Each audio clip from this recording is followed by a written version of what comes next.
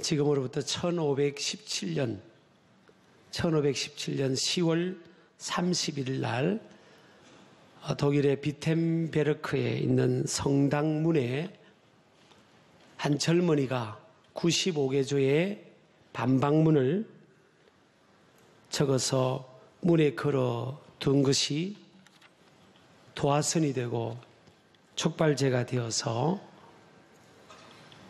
들풀에 불이 퍼져나가는 것처럼 종교개혁의 운동이 일어나게 되었습니다.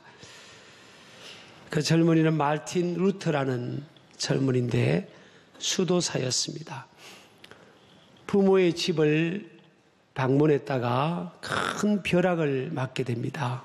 그때 941생으로 살아남는 상황 속에서 하나님이 살려주시면 수도사가 되겠습니다 라는 그런 서원을 하게 됐는데, 그것을 계기로 그가 수도사가 되고 사제가 되었습니다. 그런데 이 마르틴 루터는 특별히 성경에 대한 욕심을 많이 가졌습니다.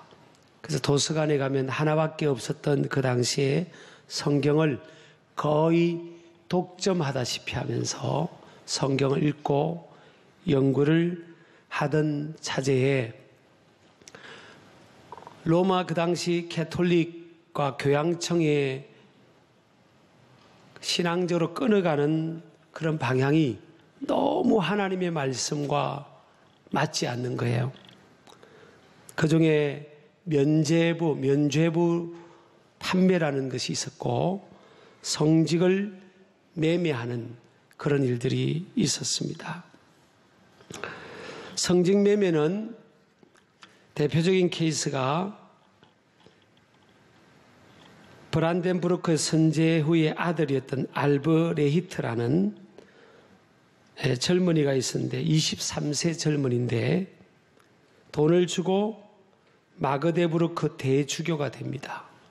이미 한 도의 최고의 교회 책임자가 되었고 또 그것뿐만 아니라 다른 알할버스타트라는 교구에도 행정 책임자가 되고 또 더 나아가서는 마인츠라는 지역의 또 총책임자가 됩니다.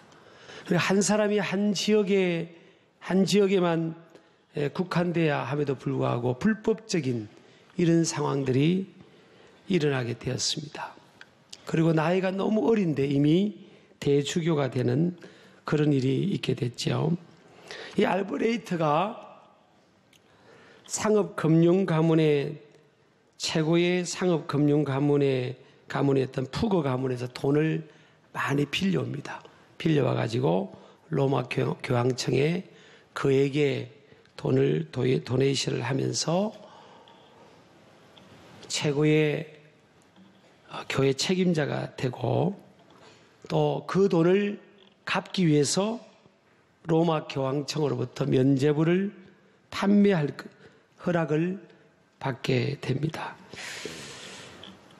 여러분, 이 면죄부는요, 한마디로 말하면 죄를 면해준다는 거예요. 어떤 티켓을 사면은 그의 죄나 조상의 죄를 면해준다는 겁니다. 이 면죄부를 잘 이해하려면 중세시대를 좀 이해해야 되는데, 중세시대가 AD 11세기에서 한 14세기 전후에 중세시대가 굉장히 암흑의 시대였다 그랬습니다. 신앙적으로도 그렇고 시대 상황적으로도 굉장히 어두운 상황이었습니다. 14세기에 패스트라는 흑사병이 유럽 전역에 창궐해가지고 유럽 인구의 3분의 1이 죽습니다. 이건 어마어마한 인구의 죽음입니다. 여러분 생각해보세요. 우리나라 인구의 3분의 1이 전염병으로 죽었다고 생각해도 이 엄청난데 유럽 전역의 모든 인구의 3분의 1이 흑사병으로 죽습니다. 그리고 약 200년 동안 십자군 전쟁이 8차례에 걸쳐서 기독교와 이슬람, 캐톨릭이죠 그 당시에, 와 이슬람의 전쟁이 일어납니다. 예루살렘을 차지하고 있는 이슬람 그 세력을 몰아내고 예루살렘에 있는 하나님의 성전을 탈환하기 위한 목적으로 8번의 십자군 전쟁이 일어나서 많은 젊은이들이 또 죽게 됩니다. 그러니까 그 당시에 유럽은 병과 전쟁으로 인해서 죽음의 그림자가 드리워져 있었다. 그렇게 볼 수 있습니다. 그러니까 불안한 거예요. 내가 죽으면 죽음의 공포를 느끼면서 내가 죽으면 과연 내가 하나님의 나라를 갈 수 있을까? 그런 데 대한 불안함이 있었죠. 그런 상황에 가장 어필이 되는 것이 교회가 돼야 되고 또 예수 그리스도의 복음이 돼야 되겠죠. 그럼에도 불구하고 그 당시 로마 캐톨릭이 그것을 이용을 해서 공포심을 이용해서 면죄부를 판매합니다. 그러니까 이 면죄부라는 것은요, 한마디로 하면 이론적 받침이 돼야 되는데 공덕의 보고 이론, 영어로 하면 treasure of merit입니다. 공적의 보고 이론이라는 그런 스콜라 철학과 신학의 배경에 받침이 되었어요. 쉽게 한마디로 말하면 예수님과 성인들이죠. 성인들은 충분히 천국을 갈 수가 있다는 거예요. 그 공적으로 보면 충분히 천국을 갈 수 있고 그 여분의 선행이 있다는 거예요. 그분들은 천국에 가고 남을 만한 그분이 살아왔던 삶의 여분의 공적이 있는데 이 공적을 로마 교황한테 맡겨놓는다는 거예요. 그래서 로마 교황이 볼 때 많은 사람들이 교회의 방침에 따라 선행을 행하면 그 공적을 떼어줘서 그 사람을 연옥에 있던 그 사람을 천국 가게 해준다는 거예요. 참 무서운 이론이죠. 근데 이 무서운 이론이 먹혀드는 거예요. 왜냐하면 그 당시에 중세시대의 신자들은 이렇게 성경책을 안 가지고 있었습니다. 성경책을 안 가지고 있고 또 캐톨릭 성당에 가면 미사시에 설교를 듣는데 라틴어로 설교를 하니까 신부들이 전혀 그 말이 무슨 말인지 이해가 안 되는 거예요. 이런 상황 속에서 공적의 보고 이론을 배경으로 해서 면죄부를 파니까 또 사람들은 그것이 또 편리하기도 하는 거예요. 막 살던 사람이 돈을 좀 준비해가지고 그걸 가지고 면죄부를 사면 천국에 갈 수 있다고 하니까 사람들도 편리한 거예요. 요즘도 만약 그렇게 한다면 좋아할 사람도 있어요. 막 살다가 죽기 직전에 돈 주고 면죄부 사버리면 괜찮죠? 괜찮을 사람도 있을 것 같아요. 이게 우리가 보면 말도 안 되는 건데 이런 일들을 하게 됩니다. 그래서 이런 일들이 막 일반화되고 만연됐죠. 그때 이 마르틴 루터는 성경을 연구했다 그랬잖아요. 도서관에 가서 사제 교육을 하면서 계속 혼자서 성경책을 보면서 성경을 연구하고 공부하다가 이건 아니구나. 하나님의 말씀과 너무너무 빗나가 있구나. 여러분, 개혁이라는 게 종교개혁이라는 것이 없는 방향으로 만드는 게 아니에요. 바른 방향 진리에 있다가 엉뚱한 대로 많이 갔던 것을 그쪽으로 오자는 겁니다. 그러니까 마르틴 루터의 관점에서 보면 그는 성경을 보면서 너무 하나님 말씀과 거리가 나가 있는 것이 그 당시에 로마 캐톨릭이었다는 거죠. 또 로마 교황에게는 사제권이 주어져서 사람들을 용서하고 사죄할 수 있는 권리가 주어져 있다는 거죠. 그런데 성경을 보니까 로마 교황도 사람인데 사람이 어떻게 사람을 사죄하냐. 사죄하는 이는 하나님과 예수님밖에 없는데. 그러면서 로마 교황의 사제권도 이 마르틴 루터가 거부를 합니다. 그래서 마르틴 루터가 주창한 것은 오직 3가지 모토입니다. 오직 믿음. 따라합시다. 오직 믿음. 오직 성경, 오직 은혜. 네, 라틴어로 솔라 피데, 솔라 스크립투라, 솔라 크라티아, 세 가지 모토를 내겁니다. 오직 믿음으로 돌아가야 된다. 구원을 받는 것은, 인간의 구원은 예수 그리스도를 믿는 믿음으로 받는 것이다. 이것에 대한 확신을 갖고 하나님의 말씀을 근거로 해서 그런 95개조 방반문을 비텐베르크 성당에 걸면서 이제 공적인 저항을 시작을 하게 됩니다. 루터가 체험한 게 있었어요. 체험을 통해서 또 믿음을 갖게 되는데 30세가 되던 때 1511년이었죠. 그때 루터가 로마에 가면 빌라도 총독의 계단이 있습니다. 28개 계단. 그때 예수님께서 2000년 전에 빌라도 총독에게 재판을 받을 때 매를 맞으면서 올라갔던 그 계단을 콘스탄티누스 황제의 어머니가 예수님을 잘 믿는 신자가 된 거예요. 그 헬레나라는 그 어머니가 황제한테 저 로마에 있는 예수님께서 올라갔던 그 계단을 예루살렘에 있는 그 계단을 로마로 옮겨달라고. 그래서 간청을 해서 로마 황제가 명령을 내려서 그 계단을 그대로 옮겨서 로마에 옮겨 놓습니다. 그리고 그곳에 성당을 세웁니다. 그리고 그 계단은 예수님이 올라가신 계단이고 피를 흘리신 계단이기 때문에 사람들이 무릎으로 28개 계단을 올라가면 성금요일 때 로마 교황이 그곳에 앉아 있다가 무릎으로 계단에 올라오는 순례객들이나 신자들로 하여금 너의 죄가 사함받았다. 너의 죄가 사함받았다. 그렇게 해준다는 거예요.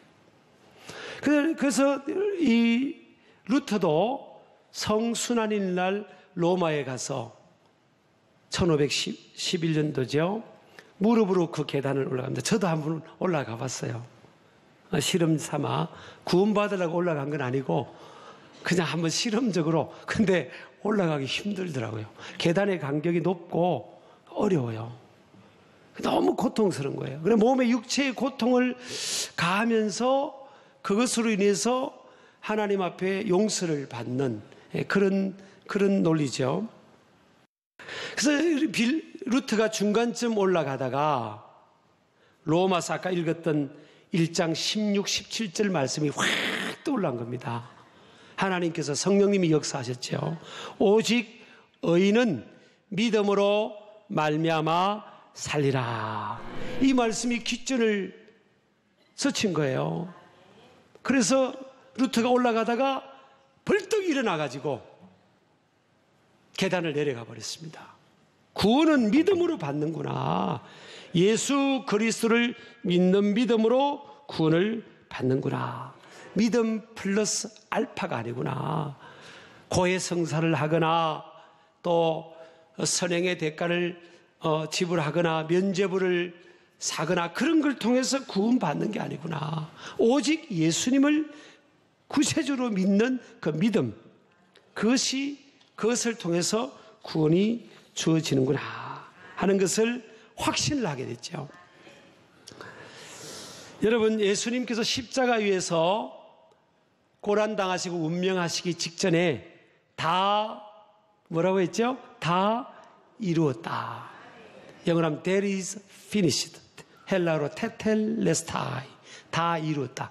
구원을 완성했다는 거예요.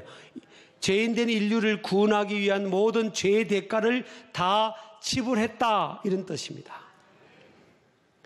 주님이 다 지불하신 거예요. 우리 인간을 죄인된 우리를 구원하기 위해서 거저 주어지는 게 아니에요. 너무나 값비싼 대가가 지불된 거죠. 우리가 지불한 것이 아니라 하나님의 아들의 생명이 희생되는, 하나님의 아들이 십자가에서 피와 물을 쏟으면서 죽는 데까지 희생하는 그 희생의 대가로 인하여 저와 여러분에게, 온 인류에게 구원의 길이, 영생의 길이, 천국 가는 길이 열려진 줄을 믿으시기 바랍니다.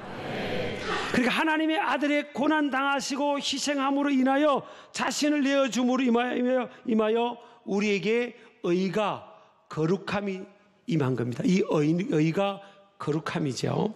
그래서 히브리서 10장 10절에 보면 이 뜻을 따라 예수 그리스도의 몸을 단번에 들이심으로 말미암아 우리가 무엇을 얻었다고요?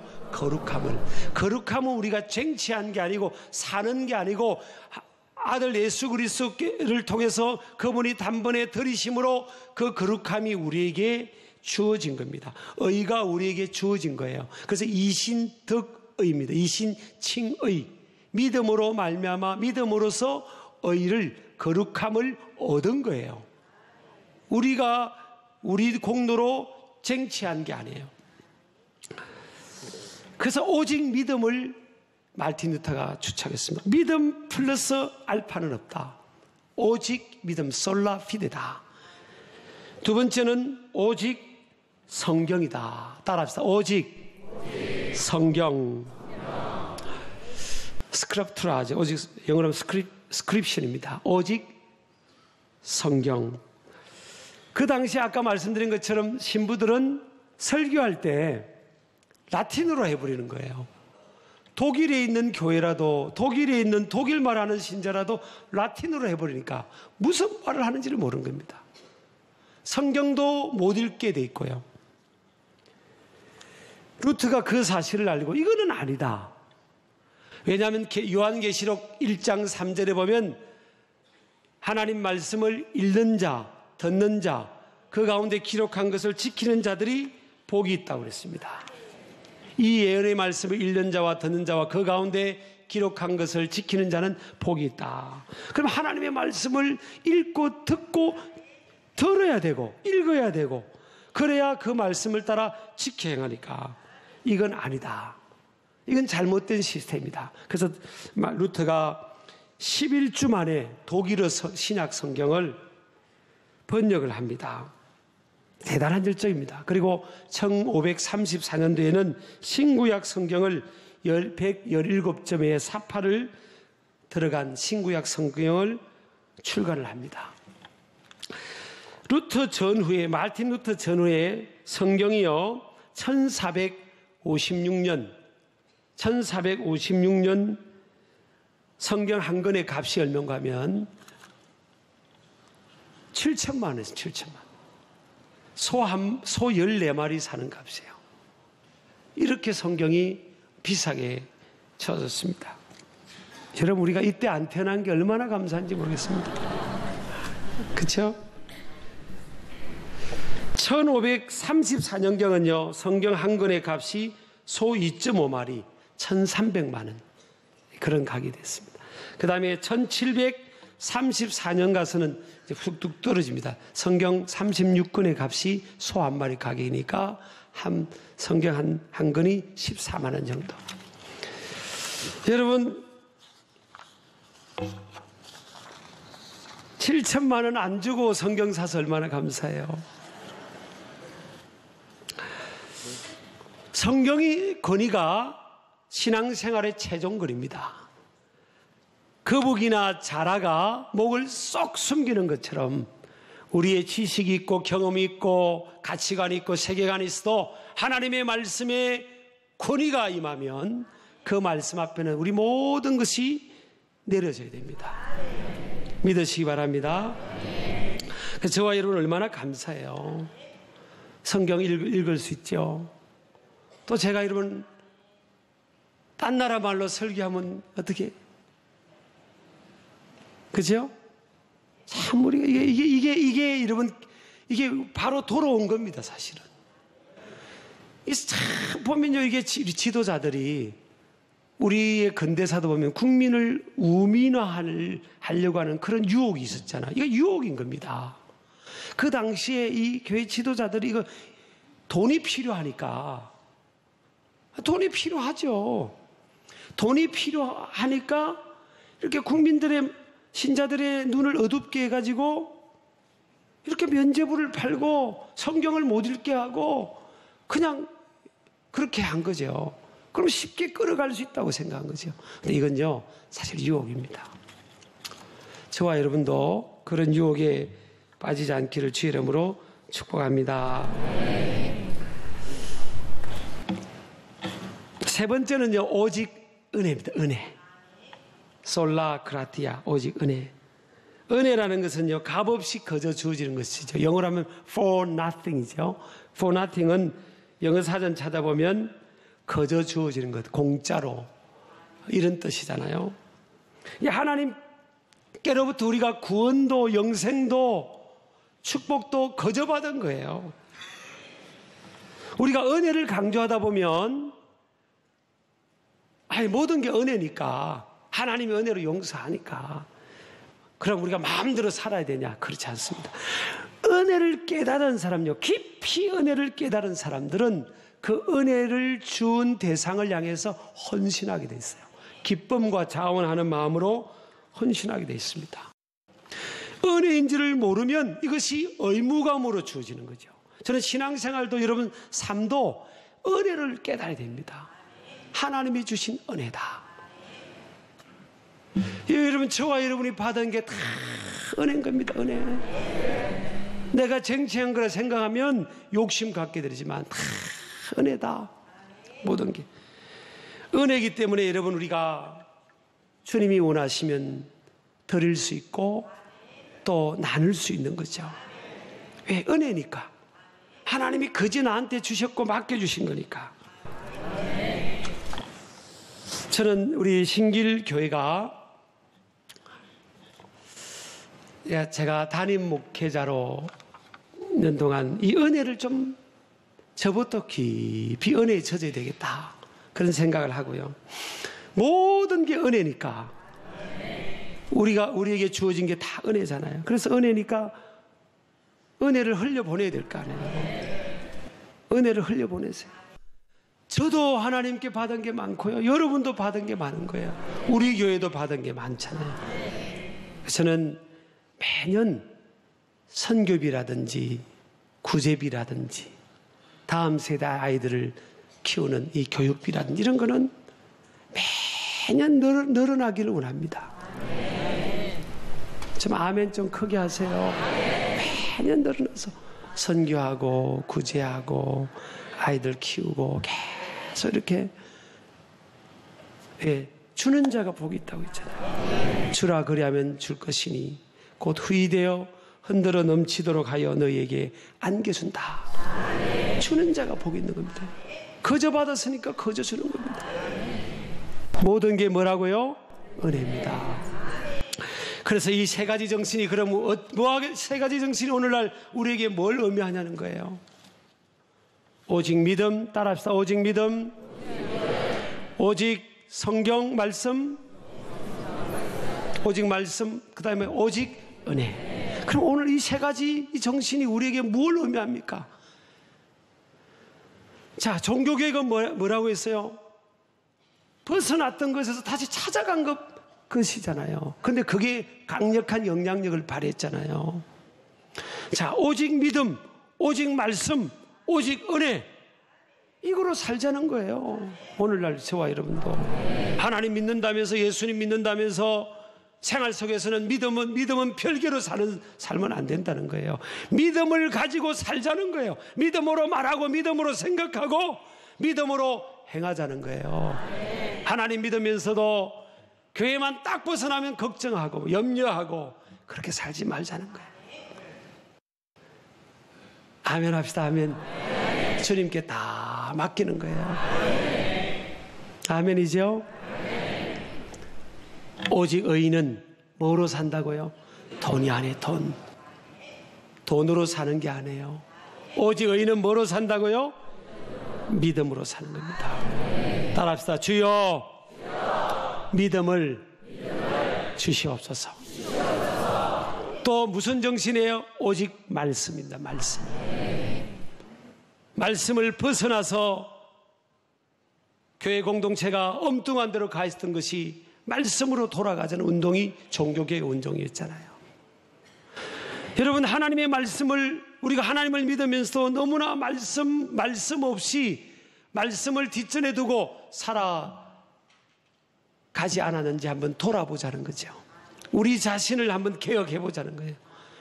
내가 말씀 읽는 것, 말씀을 듣는 것, 말씀을 붙들고 살아가는 것, 이것에서부터 멀어져 있다면 개혁하자는 거예요. 말씀으로 돌아가자는 겁니다. 이것이 다 유기적입니다. 여러분, 은혜. 모든 게 하나님이 거저 주신 거잖아요. 은혜로 이루어지고, 은혜로 하나님의 자녀가 됐고, 은혜로 살아가고, 은혜로 복을 누리고, 이 모든 것이 하나님의 은혜잖아요. 이게요, 이 세 개가 다 트라이앵글이 되어 있습니다. 믿음은 말씀을 근거한 믿음. 또 하나님의 은혜는 하나님의 약속의 말씀. 다 이렇게 연관이 되어 있잖아요. 이걸 가지고 승리하는 저와 여러분 되기를 주의 이름으로 축복합니다.